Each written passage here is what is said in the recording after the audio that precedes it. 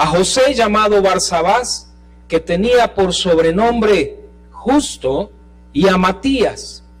Leamos juntos el 24. Y orando dijeron: Tú, Señor, que conoces los corazones de todos, muestra cuál de estos dos has escogido, para que tome la parte de este ministerio y apostolado, de que cayó Judas por transgresión, para irse a su lugar, propio lugar.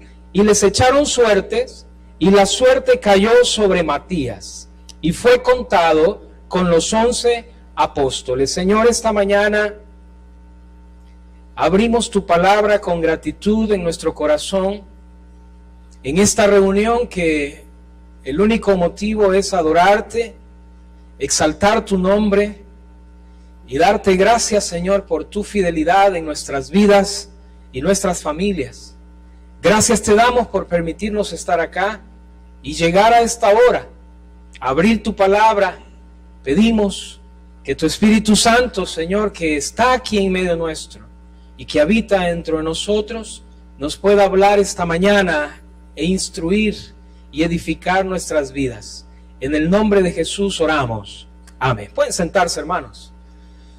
Bueno, quizás usted no estuvo el domingo pasado. Quiero recordarle que nos hemos embarcado abriendo el libro de los Hechos, desde el capítulo 1, para tratar de acercarnos y entender de una mejor manera cómo los discípulos de Jesús, escúcheme bien, cómo los discípulos de Jesús y la iglesia en su génesis, en su origen, vivieron su fe. Cómo experimentaron esos discípulos a Jesús en la vida cotidiana. Cómo le hicieron en medio de situaciones adversas. Cómo le hizo la iglesia del origen, del principio, cuando la iglesia, hermanos, estaba siendo formada. Cómo vivieron su fe. Cómo guardaron la fe. Cómo guardaron el testimonio de la fe, llevando hasta lo último del imperio, que era Roma en aquel tiempo, el evangelio de Jesús. ¿Cómo le hicieron? Y es motivante abrir la palabra de Dios en el libro de los Hechos, hermanos. No sé si el libro de los Hechos sea su libro devocional favorito de la Biblia. Quizás no, por tantos nombres que aparecen allí, raros, por tantas ciudades que uno necesita ir al mapa atrás de la Biblia para lograr ubicar los lugares que se mencionan en Hechos. Quizás el libro preferido suyo sean los Salmos, y es en los Salmos donde usted hace sus devocionales, o el libro de Proverbios. Pero es motivante, escúcheme bien, es motivante, refrescante abrir el libro de los Hechos, porque podemos entender de una mejor manera cómo los discípulos vivían la fe en Jesús en tiempos difíciles. ¿Cómo le hacían para guardar la fe? Y el domingo pasado abríamos el capítulo 1, y a manera de introducción, usted se recuerda, en el capítulo 1 veíamos que Lucas es el que escribe el libro de los Hechos. ¿Sí lo sabía? Quizás sí. Recordamos que es Lucas, el médico amado, según Pablo, Lucas, el investigador, Lucas, el que entrevista testigos, Lucas, el que averigua, Lucas, el que ordena los hechos, escribe el libro de los Hechos. Es su segunda parte en el escrito. La primera parte, ¿cuál fue? El evangelio que nosotros conocemos como el evangelio de Lucas. Lucas le escribe a un hombre. ¿Se recuerda el nombre de este hombre? ¿Se recuerda? Teófilo. Seguramente nadie en estos tiempos, sus padres le pongan de nombre al pequeño Teófilo, ¿no? No está muy de moda. Pero en aquel tiempo era un nombre muy conocido. Era un nombre que lo tenía un hombre al cual Lucas le escribe. Y decíamos que Lucas le escribe a este hombre porque este hombre Teófilo había escuchado de Jesús. ¿Se recuerda cuando usted escuchó de Jesús la primera vez? Quizás alguien de la familia le contó de Jesús, quizás nació en un hogar cristiano, o quizás algún compañero, alguien le habló de Jesús.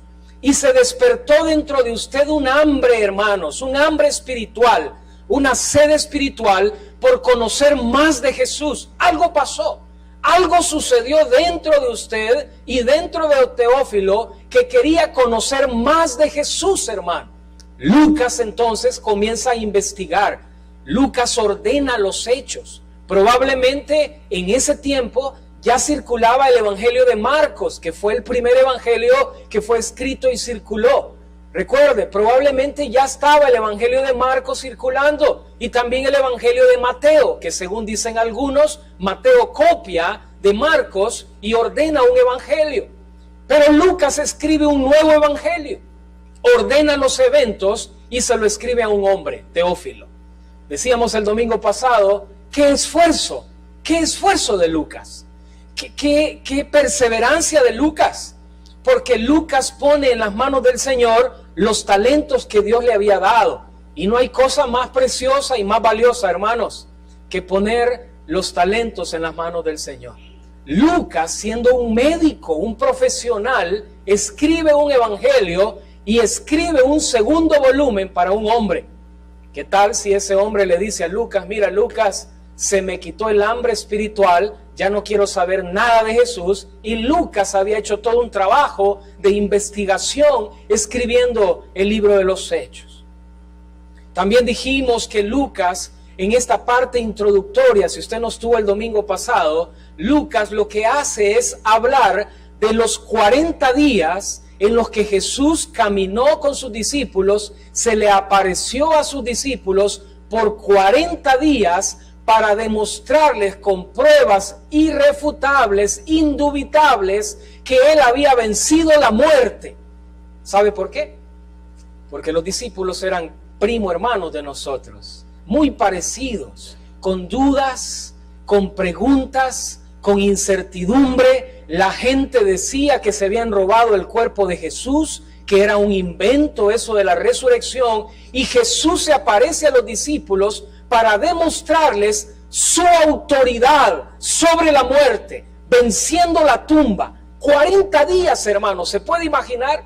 Pablo, en 1 Corintios capítulo 15, nos da un breve listado de las veces que Jesús resucitado se apareció varias veces a los discípulos. En cierta ocasión, dice Pablo, en Galilea se apareció a más de 500 hermanos a la vez. Obviamente, Lucas está tratando de seguir la línea o la ruta del evangelio desde Jerusalén hasta lo último de la tierra. No le importa mucho lo que pasó allá en Galilea, pero está registrado, según Pablo, que Jesús se apareció a sus discípulos, pero no solamente para demostrarles la autoridad sobre la muerte. Por eso hay esperanza para nosotros, hermanos. La resurrección de Jesús, un hecho que no puede ser refutable, nos trae esperanza. Por eso cuando un familiar nuestro fallece, nos duele, lloramos, pasamos un proceso de duelo. De diferentes maneras, algunos reaccionamos al proceso de duelo, pero en el fondo del corazón del creyente hay esperanza, porque si Cristo venció la muerte, si Cristo venció la tumba, todo aquel que crea en Jesús tiene esa bendita esperanza, hermanos. Pero además de eso, en 40 días, dice Lucas en su introducción, el Señor Jesús les enseñó, les habló acerca de qué. A ver, recuerda, acerca de qué les habló en esos 40 días. ¿Acerca de qué? ¿Lo tiene presente? Les enseñó acerca del reino de Dios. Y hermanos, qué tremendo. Porque si había algo que los discípulos necesitaban tener un poco más claro, era de lo que Jesús había hablado en el Evangelio de Lucas. El reino se había hecho presente en Jesús. El reino había irrumpido las tinieblas. El reino de los cielos se había hecho presente en la persona de Jesús. Y ese reino de los cielos estaba avanzando, tocando corazones, e iba a llegar la parte final de ese reino de la cual Jesús les habla. De esa etapa final de su regreso al final de los tiempos. Regreso, queridos hermanos, que deberíamos de esperar más que la final del mundial. Regreso que deberíamos de emocionarnos pensando que Jesús vendrá en su parucía, en su manifestación gloriosa, así como ascendió en una nube, dice la palabra, así ese mismo Jesús regresará a establecer su reino. Y Jesús enseña a los discípulos, hermano, durante 40 días, ¿se puede imaginar? Y a nosotros 40 minutos nos aburren. ¿Qué tal? 40 días el Señor Jesús enseñándole a los discípulos acerca del reino de los cielos. Y ya cuando van los 40 minutos de predicación, algunos comenzamos a inquietarnos. Si la silla está muy caliente, bueno, se mueve de un lado y se mueve del otro y ve el reloj. Y si alguien se levanta y estornuda o tose, ya se distrae. 40 días hablándole acerca del reino, hermanos. Y los discípulos, igual que nosotros en esa introducción, veíamos de que le preguntan al Señor, Señor, ¿establecerás tu reino hoy? Y los discípulos tienen el mismo reloj nuestro. Quieren saber el tiempo. Como el salmista le preguntaba a Dios, ¿hasta cuándo? ¿Cuándo, Señor? ¿Cuándo? Los discípulos le preguntan, ¿cuándo, Señor? Y Jesús les dice, bueno, no les toca a vosotros saber el qué. ¿Se recuerda esa palabra? Las sazones, los tiempos que solo el Padre en su voluntad ha determinado. ¿Qué tal eso, hermano? Cuando entramos en desesperación nosotros, tratando de entender el tiempo y hacer las cosas en nuestro tiempo, qué bueno y qué refrescante es recordar lo que el Señor Jesús le dice a los discípulos en su ascensión. No les toca a vosotros saber los tiempos. Sean fieles.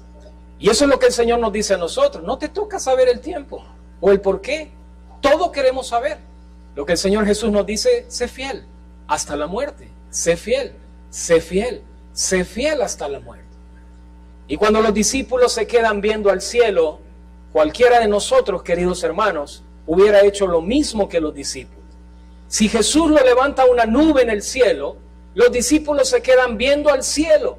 La nube que Jesús desaparece, dice Lucas en el capítulo 1. Y algunos de los que estaban allí, no lo olvide, algunos de los que estaban allí quizás se imaginaron que iba a pasar lo mismo que sucedió en aquel día en el monte de la transfiguración. ¿Se recuerda quiénes estaban allí? Eran algunos de los discípulos que también estaban allí en ese día 40. Y algunos de ellos quizás pensaron que la nube iba a desaparecer y que Jesús iba a seguir allí. Lo asombroso fue, dice Lucas, que ellos vieron que Jesús fue alzado en una nube y Jesús desapareció en medio de la nube. Y hermano querido, yo no sé si usted hubiera estado allí, ¿qué es lo que usted hubiera pensado? ¿Cuáles hubieran sido sus preguntas? ¿Qué es lo que le hubiera inquietado? ¿Y ahora qué hacemos?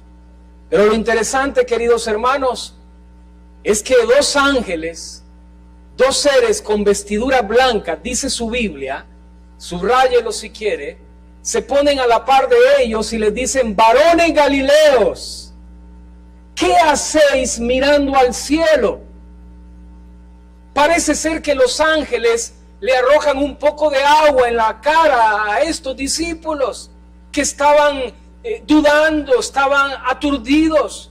Este mismo Jesús que fue levantado en una nube, este mismo Jesús regresará con poder y con gran gloria. Gloria a Dios, hermano. Se necesitaban dos testigos según el Antiguo Testamento para que un testimonio fuese válido. Dos ángeles, igual en aquel día que las mujeres van a la tumba, en aquel día de la resurrección, también dos ángeles, dos testigos de aquel hecho garantizan que era real, que era válido el testimonio. Bueno, ¿qué pasó después? Lo que hemos leído ahora. ¿Qué sucedió con los discípulos? Lucas se encarga, queridos hermanos, de decirnos que los discípulos fueron obedientes. Jesús les había dicho, no se vayan de Jerusalén, esperen la promesa del Padre. ¿Cuál era la promesa del Padre, hermanos? El Espíritu Santo que les iba a bautizar, que iba a descender sobre ellos, sobre la iglesia, permanentemente. Ya no como en el Antiguo Testamento, que de pronto bajaba, descendía y tomaba, capacitaba a un rey o capacitaba a un profeta como Sansón, por ejemplo, dándole fuerza, dándole poder, pero temporalmente. Ahora Jesús les había dicho que el Padre les había prometido el Espíritu Santo, el cual les iba a bautizar, iba a hacer morada con ellos y se iba a quedar para siempre con ellos. El Consolador, el Paracleto, el que nos enseña, el que nos guía, el que nos sostiene, el que nos capacita, hermanos. Y ellos fueron obedientes y dice que regresaron, versículo 12, regresaron a Jerusalén. Y Lucas es bien detallista, note su Biblia, porque da un detalle interesante. Regresaron de un monte que se llamaba del Olivar, el cual estaba cerca de Jerusalén, camino de un día de... Ahora yo le pregunto a usted, ¿qué tal si alguien allá afuera le pregunta, mire hermano, ¿y qué distancia había? Y cuando la Biblia dice camino de un día de reposo, ¿ah? Y quizás alguien diga, bueno hermano, pero eso no salva a nadie, ¿verdad? Nadie se va a salvar si usted sabe o no sabe, pero es un detalle. Y si usted es cristiano, si usted es creyente, si usted es discípulo, lo que debemos de saber es sobre la Biblia. Y Lucas dice que ese monte hacia Jerusalén quedaba a cierta distancia. Algunos han llegado a decir 2 kilómetros o 3 kilómetros de distancia. Anótelo si quiere. Lo cierto es que los discípulos regresan a Jerusalén. 40 días habían pasado, no lo olvide, 40 días. ¿Cuántos días faltaban para llegar a 50? Obvio, 10. Hasta Pentecostés, cuando el Espíritu Santo, como lo veremos el domingo siguiente, descendió sobre los discípulos y les bautizó, faltaban 10 días. Los discípulos regresan a Jerusalén.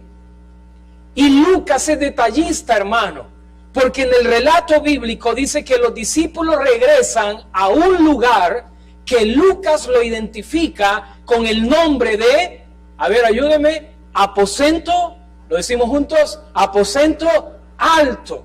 Era un lugar que Lucas identifica muy probablemente el lugar donde Jesús tuvo su última cena en la noche del arresto, ¿se recuerda?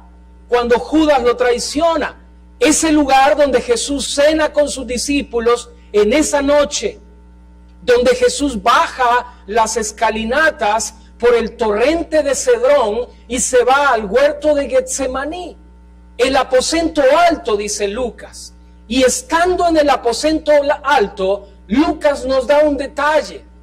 Dice que allí, leámoslo juntos por favor, ahí en el versículo 13, y entrando, subieron al aposento alto, y nos da un listado. ¿Cuántos discípulos contó usted? A ver, los matemáticos del culto de las 10:30, ¿cuántos discípulos contó?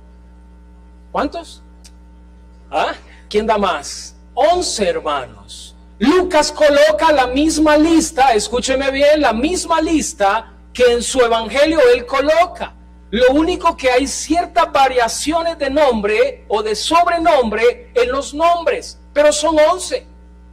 Pero además de eso, Lucas dice que cuando van a Jerusalén y suben en el aposento alto, quizás ese lugar donde Jesús acostumbraba a reunirse con sus discípulos. Algunos han dicho que era la casa de la mamá de Juan Marcos, es decir, era una casa que arriba tenía para nosotros sería una segunda planta. No todas las casas podían tener esta virtud de un aposento alto. Nos hace pensar entonces que probablemente el dueño de esta casa tenía algunos o ciertos recursos. Cuando están en el aposento alto, Lucas se encarga, nombre por nombre, nombre y apodo, de colocar a 11 discípulos. ¿Quién falta? Lucas dice que falta aquel Judas, el que le traicionó. Pero además de eso, Lucas dice que juntamente con los 11 estaban también las mujeres. ¿Y quién más, hermano? ¿Lo subrayó? María, la madre de Jesús, que había venido ¿desde dónde? A ver, ¿dónde habitaba María? Se ubica en el mapa, en el norte está Galilea, en el sur está Judá, Jerusalén. ¿Dónde habitaba María? ¿De dónde era Jesús? De Galilea. Probablemente entonces María, moviéndose en aquella fiesta de la Pascua, desde Galilea, reside en Jerusalén con los discípulos.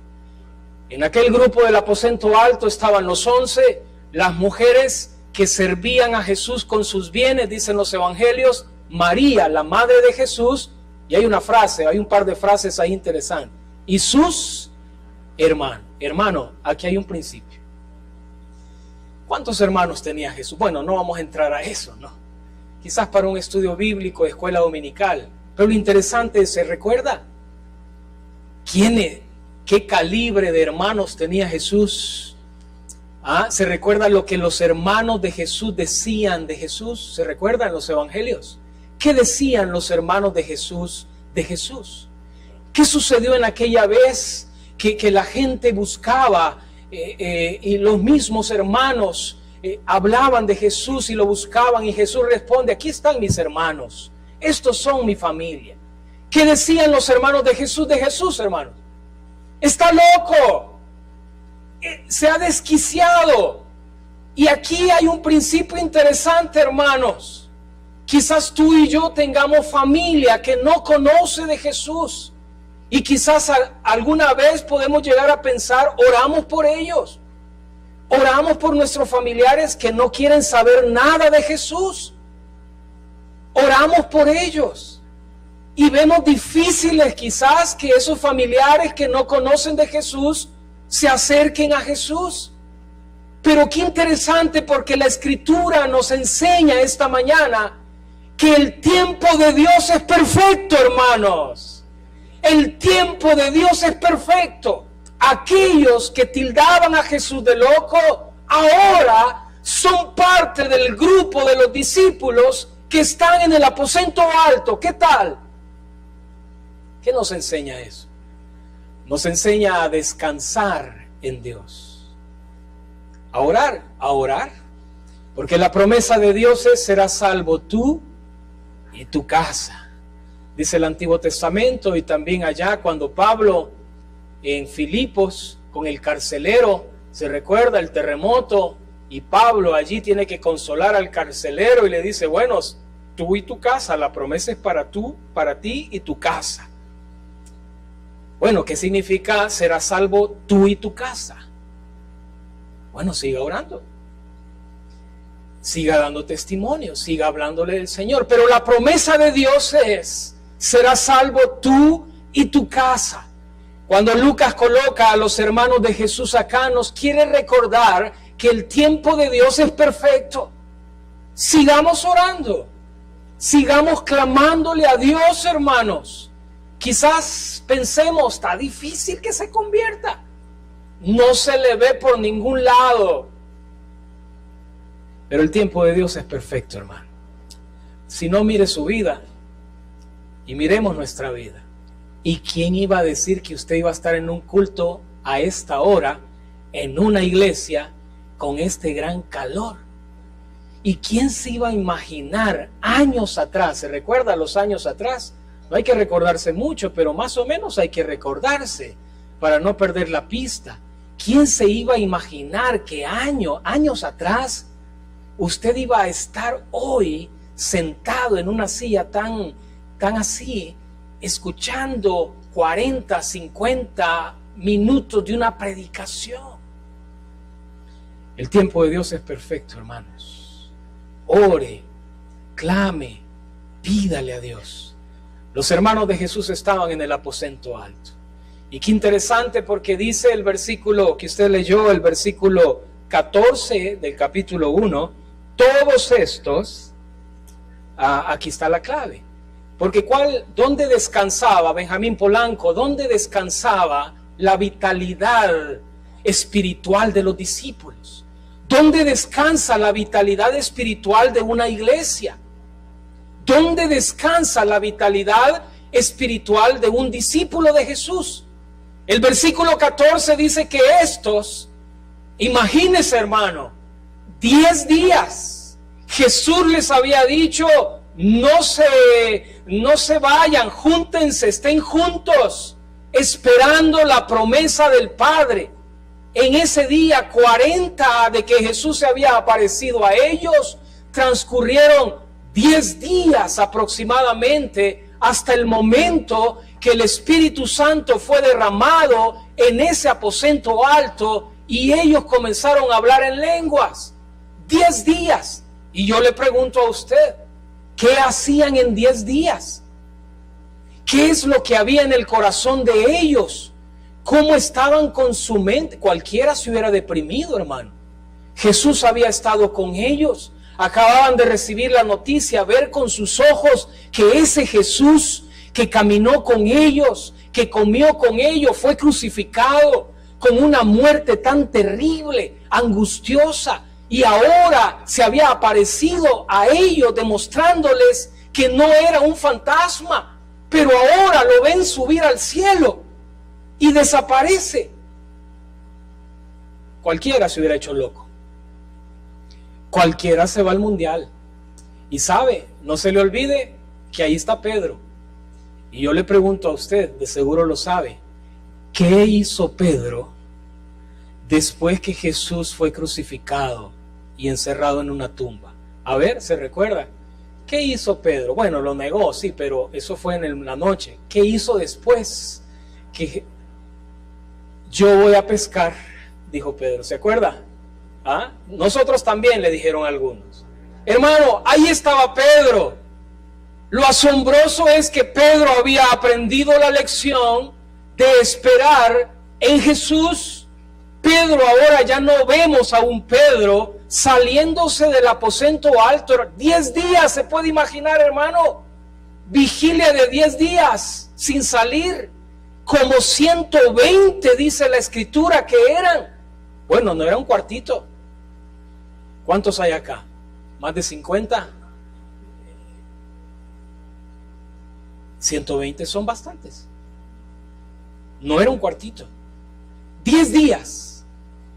¿Y qué hacemos en 10 días si hay temores? ¿Qué hacemos en 10 días si hay dudas? ¿Qué hacemos en 10 días ante un panorama tan adverso, tan difícil? ¿Cómo se vive la fe? ¿Cómo se vive la fe cristiana? ¿Cómo vive el discípulo la fe en Jesús en un momento como el de los discípulos? ¿Cómo, hermanos? Qué lindo que Lucas dice en el versículo 14, y todos estos perseveraban en oración y ruego. ¿Qué tal? Yo se los confieso, yo o quizás alguno de ustedes, hermano, así con la carnalidad que a veces nos manejamos, porque así somos, ¿verdad? A veces andamos bien espirituales, hay días que, hermano, no le hablen mejor porque no vaya a ser, y con esa carne que quiere morder, yo o usted se lo aseguro, en esos 10 días, hermano, encerrados ahí, quizás sin bañarse, ¿qué tal? 10 días, 120, con dudas, con temores. Cualquiera de nosotros hubiera dicho, yo, igual a Pedro, yo me voy, la final del mundial, hermanos, no me la pierdo. Pero lo asombroso es que Lucas se encarga de subrayar que la vitalidad de un discípulo, de esos discípulos y de la iglesia del Señor está basada en la oración. Durante 10 días perseveraban, y me encanta esa palabra, porque todo salvadoreño entiende la palabra perseverar. ¿Qué se le viene a la mente cuando usted escucha la palabra perseverar? ¿Alguien le ha dicho o le ha preguntado a alguien, ¿qué tal, hermano? ¿Y cuál es la respuesta famosa de la gente cuando le dicen, ¿y qué tal? Bueno, algunos dicen, ahí vamos, dicen algunos. Bueno, otros responden, perseverando. ¿Qué queremos decir cuando ocupamos la palabra perseverando? ¿Qué tal, hermano? Ahí perseverando. Esforzándose, echándole ganas, en buen salvadoreño, echándole ganas, intentándolo. Me encanta porque Lucas, hermano, no es cualquier escritor bíblico. No olvide que Lucas es un investigador, Lucas es un médico Y bueno, algunos han llegado a decir, los cerebros de los médicos y de los ingenieros, cuidadito, hermano, cuidadito. Bueno, no sé qué tan cierto será, ¿no? De seguro usted no será médico ni ingeniero. Y anda en algo, dicen los jóvenes. Pero lo cierto es que Lucas es detallista. Lucas es detallista y dice que todos estos perseverando, ¿sabe? Si perseverar significa esforzarse, usted y yo entendemos perfectamente bien que cuando se trata de orar, hay que esforzarse, hermano, porque no dan ganas ni por ningún lado de orar. Así de simple, ¿o no? ¿Cuántos los del club? Es cierto, no dan ganas de orar, hermano. Jesús se lo dijo a sus discípulos en aquella noche, ¿se acuerda? No habéis podido velar conmigo. El espíritu está dispuesto, dijo Jesús, pero la carne es débil. Lo que mejor entendemos los creyentes, la carne es débil. Es que la carne es débil, dice la gente. ¿Sabe, hermano? Qué lindo que Lucas dice perseverando estos. Porque si hay algo en el que el discípulo de Jesús necesita esforzarse, echarle ganas, intentar, es en el tema de la oración. Porque no nace orar, no dan ganas de orar, y el enemigo obviamente se opone a la oración de los hijos de Dios. Por eso nos hace pensar en esta mañana que cuando Lucas dice todos estos perseverando, y mire, quizás usted esta mañana cuando hablamos de que la vitalidad espiritual del discípulo no radica en cuánto sepa usar Google, ni en cuánto sepa usar las redes sociales que pueden servir, ni en cuánto sepa usar, qué sé yo, cualquier otro programa que se invente en el futuro. AutoCAD, dirán los ingenieros, ¿no? O los arquitectos, no sé. La vitalidad del discípulo de Jesús no radica en ninguna de esas cosas. La vitalidad espiritual del discípulo radica en cuánto se esfuerza. No le nace. Dan ganas de dormir, hermanos, ¿o no? Algunos solo escuchamos la palabra vigilia y míreme la seña. Usted debería de ver el panorama acá de algunos hermanos, ¿no? Hasta se acomodan, hermanos, en la esquinita de la silla, ¿verdad? ¿Sabe? No dan ganas. Si hay algo en el que el discípulo de Jesús necesita esforzarse, perseverar, porque ahí está basada su vitalidad espiritual, es en el tema de la oración. No dan ganas. El discípulo de Jesús, querido hermano, en la vida comunitaria que tenemos, necesitamos esforzarnos. Va contra la naturaleza. No nos nace, no nos dan ganas de estar juntos. Si hay algo en el cual necesitamos esforzarnos, otro es estar juntos. Ay, hermano, cualquiera diría que venir a una iglesia evangélica es tocar el cielo. Pero usted y yo sabemos que después de un par de domingos, usted comienza a conocer temperamentos y que de pronto usted saludó a alguien y no le saludó. Y lo primero que viene a la mente de esa persona es, ve, qué creído o qué creída. Usando una palabra bien así, ¿verdad? Bien bonita. No, porque los pensamientos en la carne dentro dice, bueno. Y si hay algo en el cual necesitamos perseverar es en estar juntos. No dan ganas. No dan ganas de estar juntos. No dan ganas de orar. Por eso Lucas dice en este capítulo 1, y todos estos perseverando en la oración y ruego.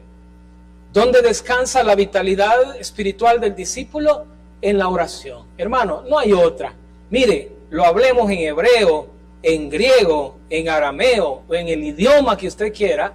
La vitalidad espiritual del discípulo, grábeselo, descansa en cuanto él sujeta, se somete su vida en oración al Señor.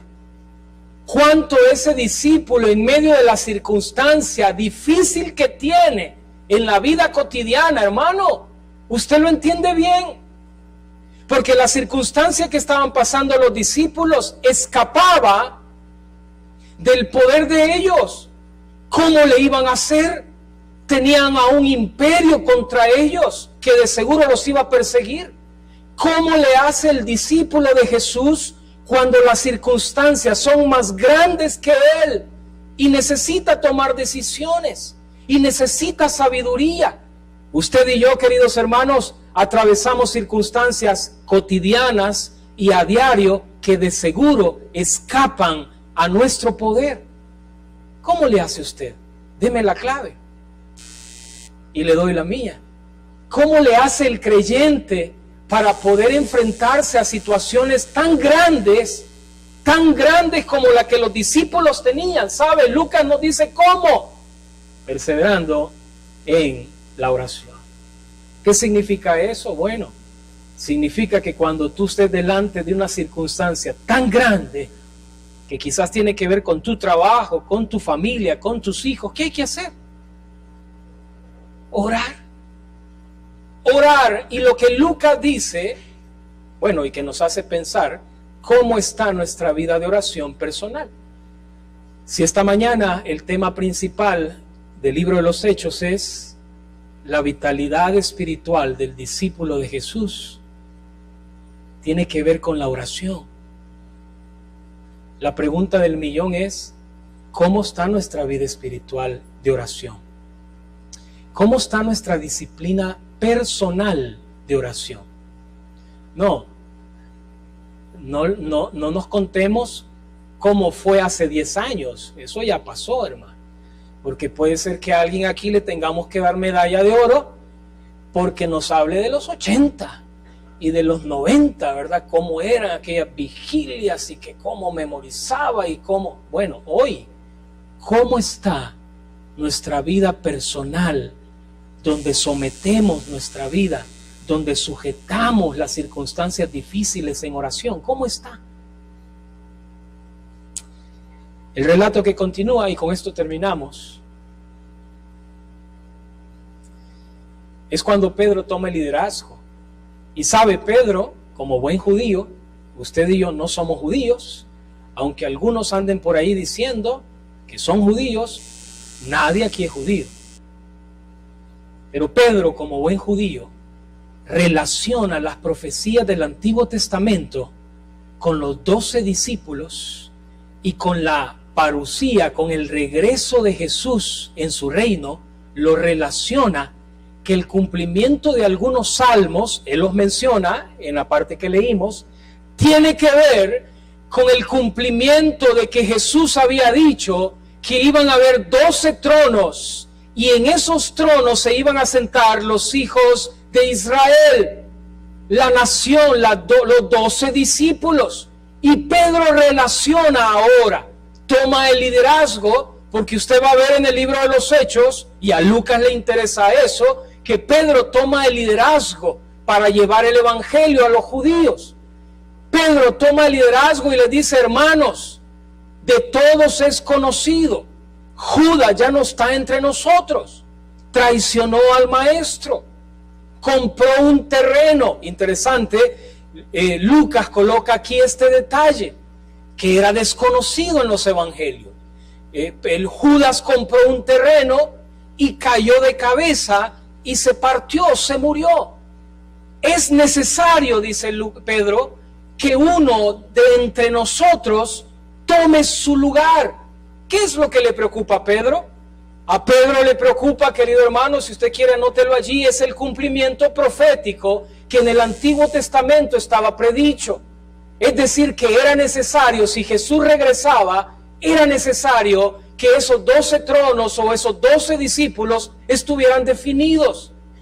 Pero faltaba uno, hermano. Las cuentas no salían. Judas ya no estaba. Se fue a su propio lugar. Me encanta esa frase. ¿Cuál es tu lugar? ¿Cuál es tu propio lugar? Judas tenía su propio lugar, hermano. Algunos lo miraban ahí en el grupo y cualquiera hubiera pensado que era discípulo, pero Judas tenía su propio lugar. Pablo dice, probaos a vosotros mismos si estáis en la verdad. Pedro dice, falta uno. Bueno, aquí hay dos. Hay algunos requisitos para que que Dios va a confirmar sea nombrado como apóstol, que haya estado entre nosotros, que haya sido testigo presencial del ministerio de Jesús, y habían dos, lo leímos, ¿cómo se llamaba? Barsabás y Matías. Y versículo 24 en su Biblia es donde se encuentra este principio. Y orando, ¿sí? Y orando dijeron, ¿qué hicieron, hermano? Bueno, lo explico porque puede ser que haya alguien tiernito acá, aunque al verles el rostro no veo a nadie tiernito en la fe. Estoy hablando de la fe, hermana Eudocia. Puede ser que alguien salga diciendo de acá, ya ve, hermano, aquí está la base bíblica para comprar lotería todos los días. ¿Qué tal? Echaron suerte, dice. O alguien más atrevido puede ser que diga, aquí está, hermano, ya veo al Chingolingo cada fin de semana, a la lotería de feria, ¿se recuerda? El Diablito, el Catrín, ¿se acuerda? No me ponga esa cara que no se acuerda.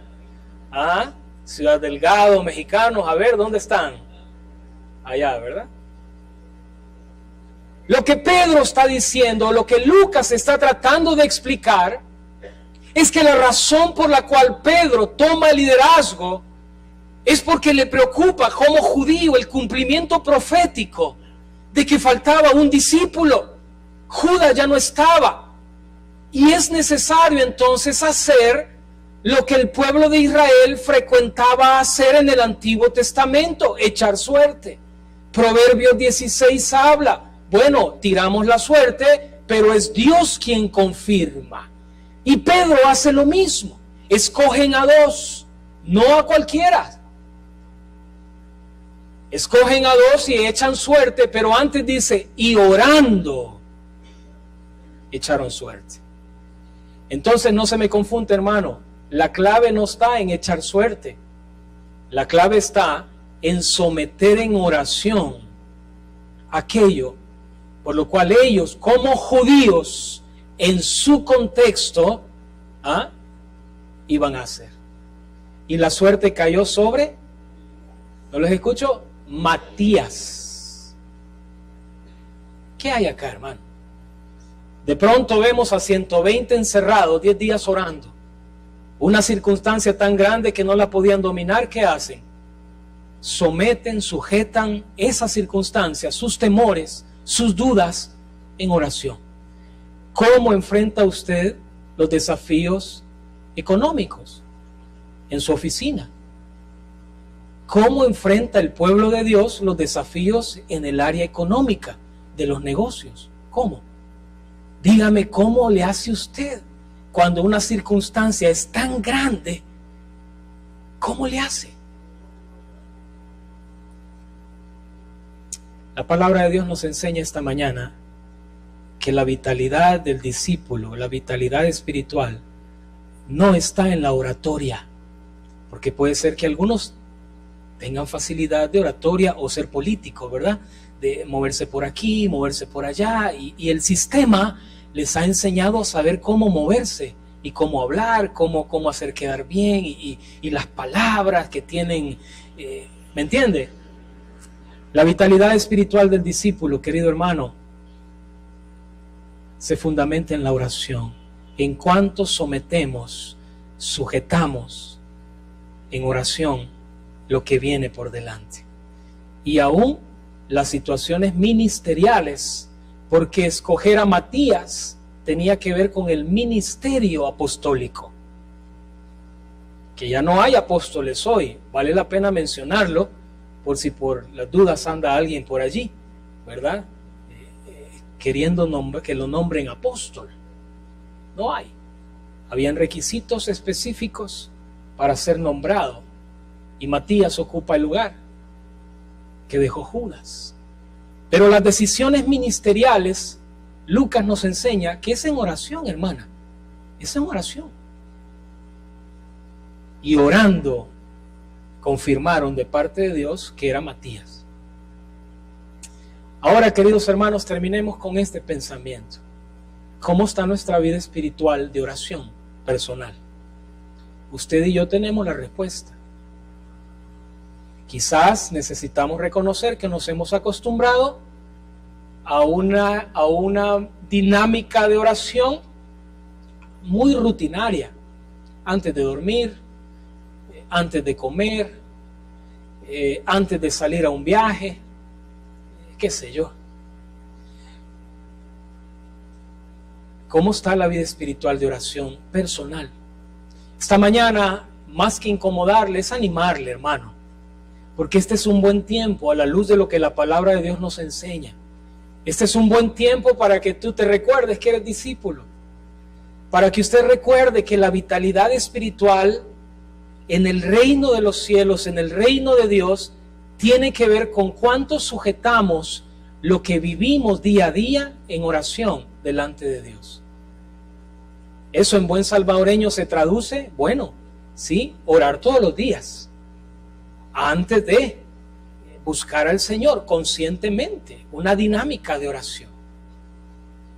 La segunda pregunta es, ¿cómo está nuestra vida corporativa de oración? Porque usted y yo, por más que querramos tachar aquí en este párrafo, dice que estaban juntos en oración. Ay, hermanos, y aquí está difícil el asunto. Porque se lo aseguro, mire, podemos hacer el intento de pensar que 120 de los que estamos acá, quizás algunos para dicha de ellos queden fuera, vamos a decidir vivir juntos, ¿ah?, en un aposento alto. ¿Qué tal la idea? Difícil sería. Porque cada quien de pronto diría, bueno, hermano, mire, yo tengo que viajar a Santana por mi trabajo en la semana y tengo que ir a San Miguel y sabe, yo tengo niños pequeños, diría otro, y no tengo que ir a dejarlos al colegio y mire, mi trabajo queda hasta no sé, difícil. Es cierto, necesitamos aclarar que las condiciones que la iglesia, los discípulos en su inicio vivían eran diferentes. Ellos, como lo veremos más adelante, aprendieron luego a que las cosas que ellos tenían era para el bien común de los discípulos, de todos. Y ahí tenemos principios nosotros. Pero será difícil meternos en un aposento alto, hermano, 10 días. Solo aguantarnos, tolerarnos.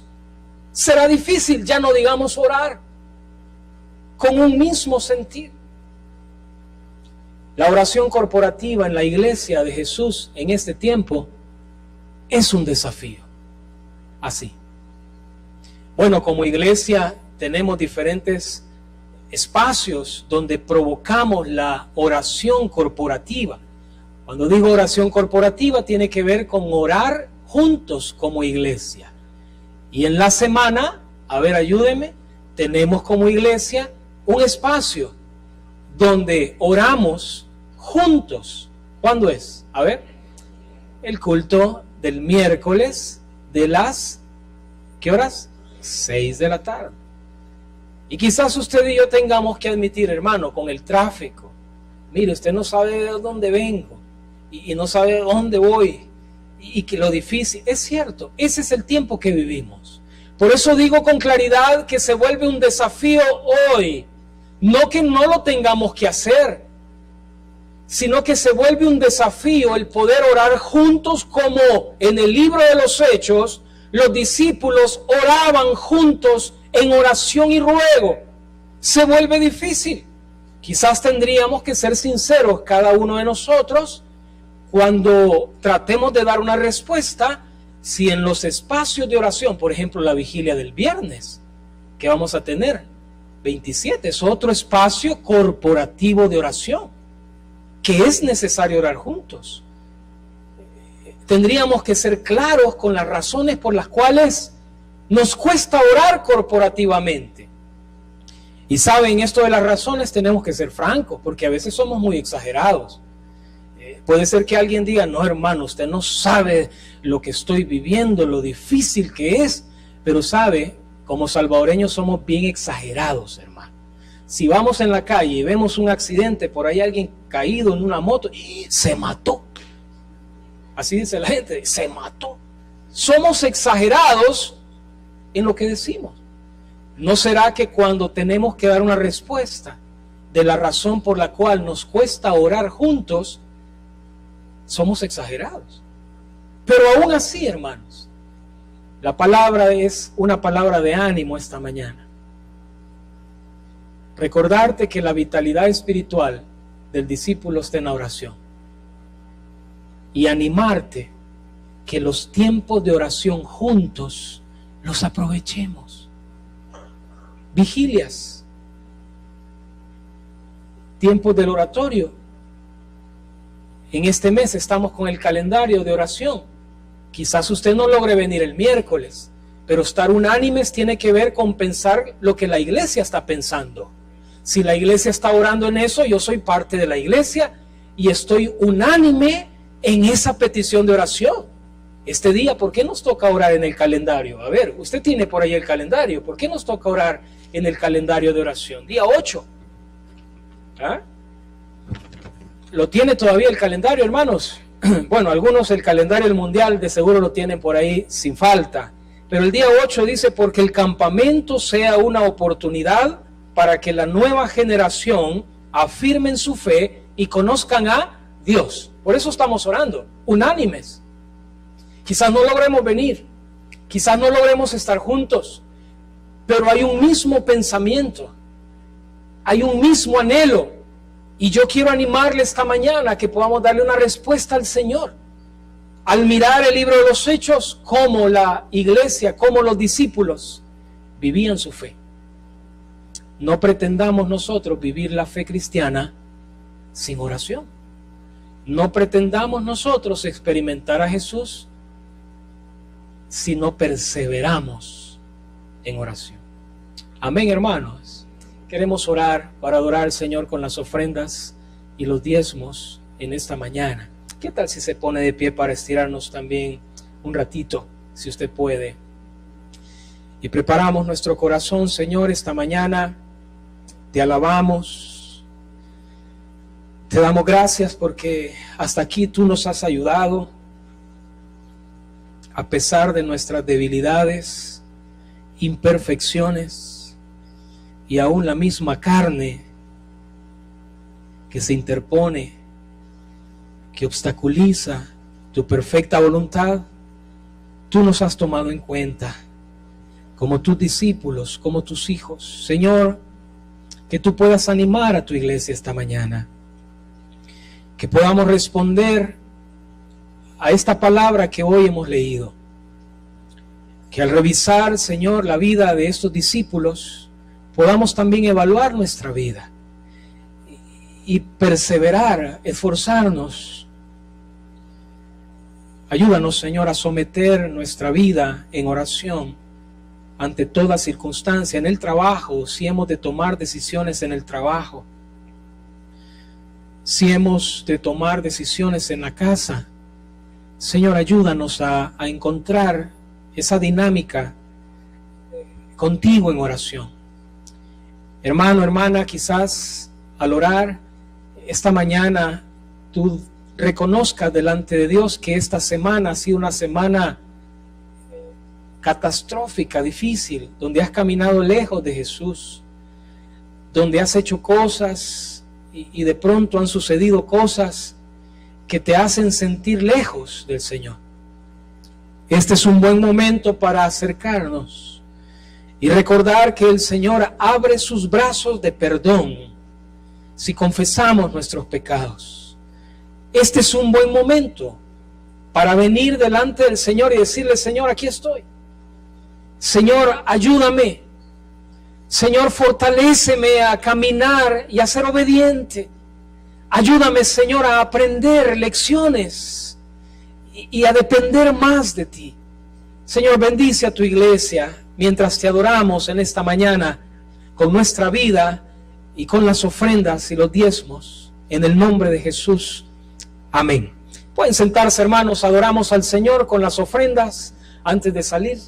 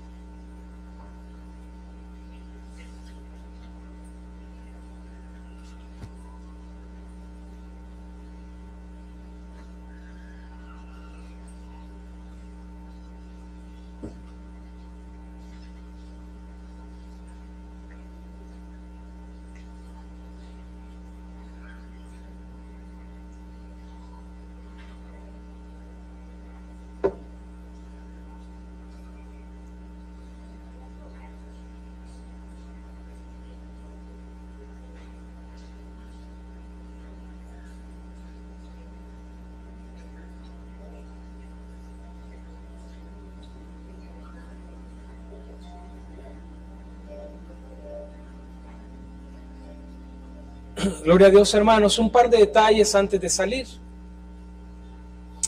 Felicitar a los cumpleañeros esta mañana. De seguro usted está ahí en ese listado o ha quedado fuera de ese listado, no sé por qué razón, pero queremos que Dios les bendiga y pueda disfrutar este cumpleaños. Si usted cumple años en esta semana, felicidades, de veras.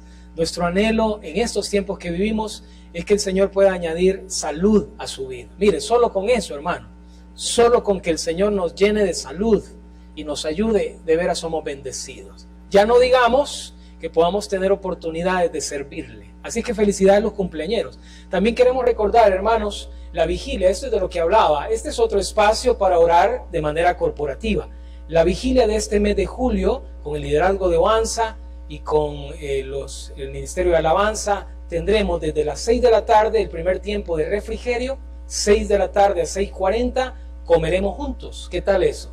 Comeremos juntos desde las 6 de la tarde hasta las 6:40 más o menos, y luego entraremos acá, a donde estamos, a la nave, a alabar al Señor, y vamos a ser desafiados con una dinámica. Este es el tema de la vigilia, y es importante porque estamos con este campamento, con el esfuerzo que están haciendo los líderes, orando en el oratorio, estamos queriendo ver de la manera correcta a esta generación emergente, y el motivo de oración de la vigilia tiene que ver con este tema. Así es que, hermanos, están invitados, que podamos hacer el tiempo de venir ese viernes. También recordarles que las mujeres tienen su congreso, como lo dice allí, el 21 de julio, sábado. $4 vale, $4, almuerzo, refrigerio y materiales. Las tarjetas las tienen las hermanas líderes del Ministerio Esther, las puede obtener usted. Más de 250 mujeres, es el promedio de mujeres que se reúnen en este congreso cada año, y esta es la oportunidad de este año. Y finalmente, hermanos, queremos pedir disculpas a los que se parquean en vehículos. Si usted viene en vehículo de este lado de la San Antonio Abad, se ha dado cuenta que hoy fue difícil parquearnos en las aceras. Hay un decreto que la policía está ejecutando de quitar las placas en las aceras a un día domingo. Y por lo tanto estamos queriendo ser precavidos para no parquear en la acera. Hemos tenido desde la mañana, escúcheme bien, si usted viene en vehículo, que hacer algunos movimientos. Muchos de nosotros nos hemos parqueado en el parqueo del Instituto Betel. Si usted está acá, porque hay un listadito de hermanos que nos estamos parqueando allí, pero si usted está acá y quisiera sumarse a ese listado de los que nos parqueamos ahí en el parqueo del Betel, hable conmigo ahorita que termine el culto, para poder entonces mejorar el flujo de vehículos adentro de los parqueos. Pedimos las disculpas si le molestamos en algo esta mañana y no logró parquearse en la acera, pero queremos ser precavidos con este decreto. Aunque tenemos un permiso de la alcaldía, la policía en esta temporada no respeta el acuerdo de la alcaldía, y por eso entonces, como ha sucedido varias veces, se dieron cuenta, han quitado algunas placas de vehículos acá sobre la San Antonio Abad por ser calle principal. Entonces, ¿qué es lo que debemos de hacer? Bueno, es un motivo de oración. No creo que nadie acabe de decir, hermano, hagamos pancartas y salgamos a la calle y llanta, ¿verdad? Y todo. Puede ser una opción, pero no compartimos esa opción. Aquí hay algunos de la Universidad Nacional, en el rostro se les ve. No, hermanos, es un motivo de oración. Póngase de pie, un fuerte abrazo a la persona que está a la par, que Dios le bendiga, buen provecho, bendiciones. Venga, venga. En la acera, en las aceras, en la calle no. Bendiciones, hermano, buen provecho, que Dios le bendiga. Nos vemos el miércoles. Le esperamos el miércoles.